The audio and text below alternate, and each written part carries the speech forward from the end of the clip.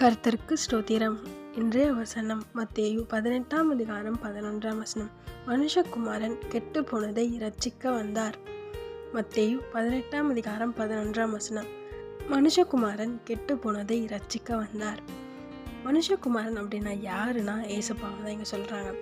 ஏசப்பா எதுக்கு இந்த பூமிக்கு வந்தார் அப்படின்னா கெட்டு போனதை ரட்சிக்க.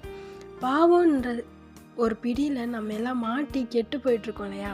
நம்ம வாழ்க்கை பாவத்துக்குள்ளே சிக்கி மோசமாக போயிட்டுருக்குல, அதுலேருந்துலாம் நம்மளை விடுவித்து ரட்சிக்க தான் வந்தார். ஆமீன். ரட்சிப்புன்றது பாவத்துலேருந்து விடுதலை தந்து நித்தியமான வாழ்க்கையை நம்மளை கொண்டு போய் சேர்க்கிற ஒரு வழி.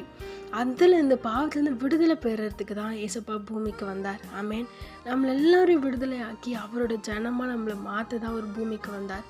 அவ்வளோ பாடுகள், அவ்வளோ கஷ்டங்கள் எல்லாமே நமக்காக அவர் சகித்தார். ஆமேன்.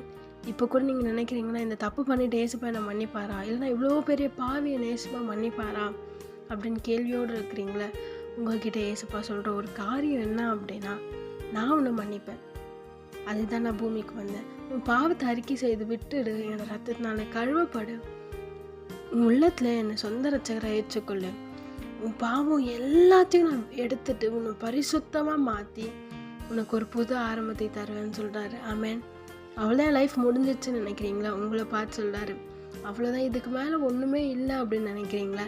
ஏசப்பா உங்ககிட்ட சொல்கிறாரு, பயப்படாத, கலங்காத, நான் உனக்கு புது ஆரம்பத்தை தர ரெடியாக இருக்கேன். நீ செய்ய வேண்டியது உங்கள் இருதயத்தை எனக்கு தான், உங்கள் இருதயத்தில் எனக்கு ஒரு சின்ன இடம் கூட, நான் உன்னை எல்லாவற்றையும் பார்த்துப்பேன் அப்படின்னு சொல்கிறாரு. பயப்படாதீங்க, கலங்காதீங்க. உங்கள் வாழ்க்கை கெட்டு போயிருக்கலாம், ஆனால் அதிலேருந்து ஏசப்பா விடுதலை தந்து புது ஆரம்பத்தை தர தான் வந்திருக்காரு. உங்கள் லைஃப்லேயும் வந்திருக்காரு. நிச்சயமாக அவர் உங்களுக்காக யாவையும் செய்து முடிப்பார், ஆசீர்வதிப்பார். ஆமேன்.